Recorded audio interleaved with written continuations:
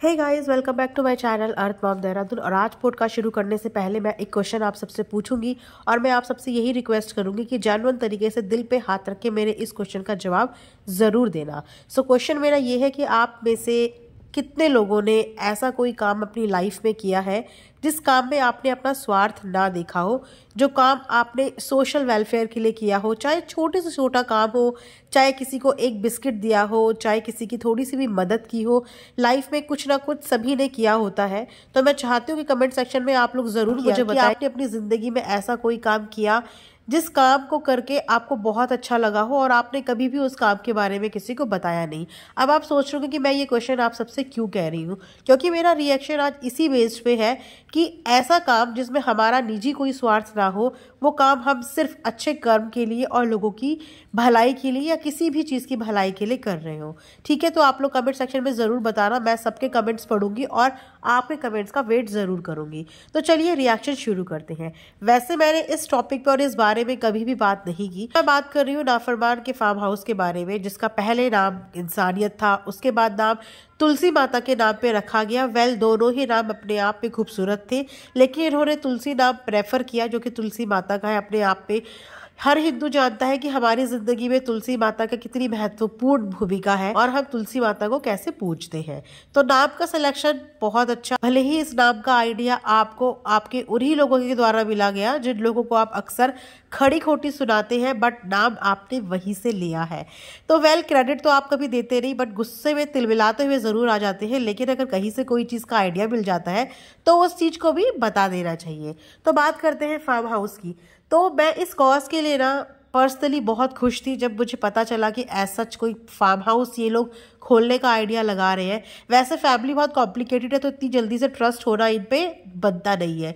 लेकिन जैसे जैसे फार्म हाउस का काम बना और जैसे जैसे मुझे व्लॉग्स में देखने को मिला, तो मुझे ये कॉज अच्छा लगा कि चलो, जहाँ पे लोग इंसानों के लिए बहुत कुछ कर रहे हैं, इस अकेले आदमी ने अपनी अकेली इनकम से जानवरों के लिए कुछ करने का सोचा। और मैंने एक दो जगह सुना भी था कि इंसानों से ये प्यार करे ना करे, पर ये जानवरों से बहुत ज़्यादा प्यार करते हैं। तो बहुत अच्छा कॉज था, जिस कॉज की मैंने भी कई बार तारीफ की। लेकिन अब मुझे पर्सनली ऐसा लग रहा है कि ये अपने कॉज से ना भटकते चले जा रहे हैं। और वो कॉज, इनका जो एक अच्छे काम के लिए इन्होंने शुरुआत किया था, वो अगेन फिर से इनके प्रॉफिट बिजनेस की तरफ दौड़ता जा रहा है। अब आप सोच रहे हो कि मैं ऐसा क्यों बोल रही हूँ या मुझे ऐसा क्या लगा कि जिसकी वजह से मैंने ऐसी बात करी। सो दोस्तों, पहला कॉज कि वो एक फार्म हाउस है। आप सब जानते हैं फार्म हाउस का मतलब क्या होता है। वैसे तो फार्म हाउस का मतलब होता है कि जहाँ पे हम फार्म एनिमल्स को रखते हैं और फिर उस एनिमल्स के जो भी प्रोडक्ट्स होते हैं उन प्रोडक्ट्स को हम लोग सेल भी करते हैं, और फार्म हाउस का मतलब वो होता है। लेकिन इन्होंने जिस कॉज की वजह से, जिस पर्पस की वजह से उसे खोला था, वो ये बोल के खोला था कि मैं उन जानवरों की, उन बेजुबान जानवरों की मदद करूंगा जिनके ऊपर शेल्टर नहीं है। एक तरीके से वो फार्म हाउस कम और शेल्टर हाउस ज़्यादा इन्होंने बोल के खोला था। फार्म हाउस एक टोटली डिफरेंट चीज़ होती है जहाँ पे आप सिर्फ फार्म एनिमल्स को रखते हैं, और बचपन में ही ये चीज़ पढ़ा दी जाती है कि फार्म एनिमल्स कौन कौन होते हैं। लेकिन इन्होंने खोला फार्म हाउस नाम देके एक शेल्टर होम। लेकिन उस शेल्टर होम को अब ये कन्वर्ट करते जा रहे हैं धीरे धीरे जू में। अगर आपने इनके भी लेटेस्ट व्लॉग देखा होगा, जो कि मैंने अभी देखा, तो मैं एक सेकंड के लिए कंफ्यूज रह गई कि एक्चुअल में ये करना क्या चाह रहे हैं इन्होंने। क्योंकि व्लॉगिंग के लिए कुछ लोगों को इनवाइट किया है, जो कि बहुत अच्छा है।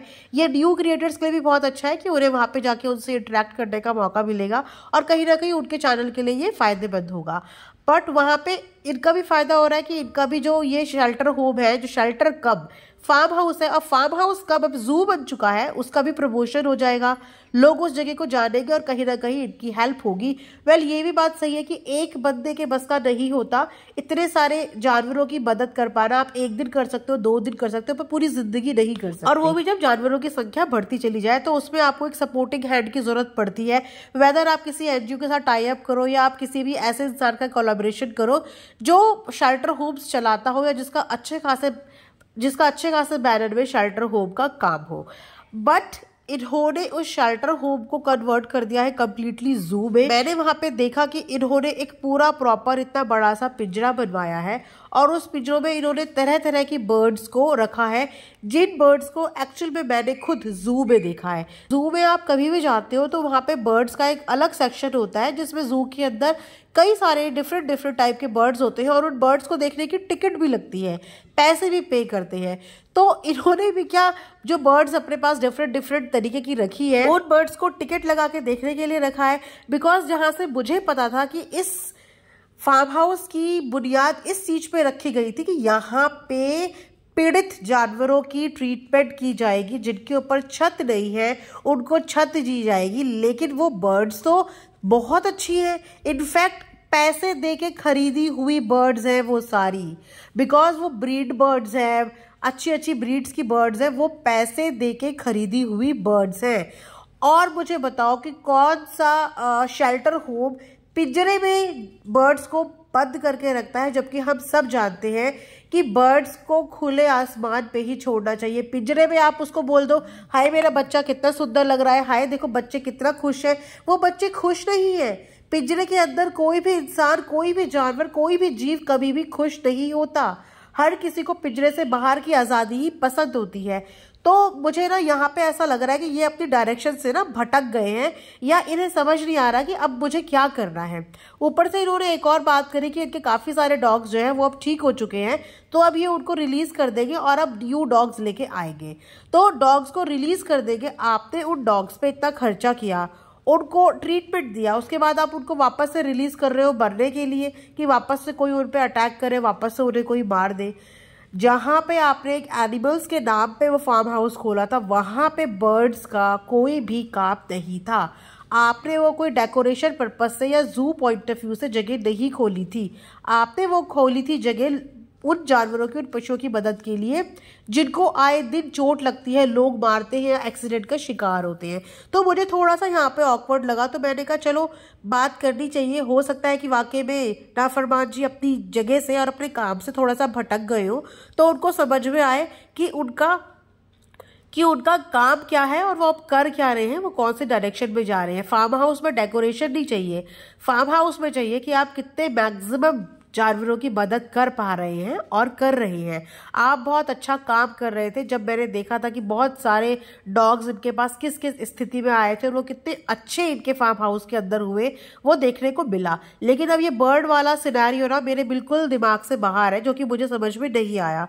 और जब मुझे कोई चीज़ समझ में नहीं आती तो मैं यहाँ पे आके उस चीज़ के बारे में बात करती हूँ, बोलती हूँ, ताकि जो चीज़ मुझे समझ में नहीं हो सकता है वो आपको समझ में आती हो। तो अगर आपको समझ में आती है तो प्लीज़ कमेंट सेक्शन में मुझे जरूर बताना कि ये चल क्या रहा है। आप इस चीज से सहमत हैं? आपको लगता नहीं कि डायरेक्शन कहीं से कहीं और कहीं से कहीं जा रही है? वेल, सबके अपने अपने थॉट्स, अपने अपने विचार। मेरे जो विचार आए मैंने यहाँ पे प्रकट कर दिए। अब इनके क्या विचार हैं वो शायद इनके व्लॉग में देखने को मिल ही जाएगा। आगे आगे देखिए होता है क्या। तो ये था मेरा आज का एक रिएक्शन। आई होप आप लोगों को पसंद आया होगा।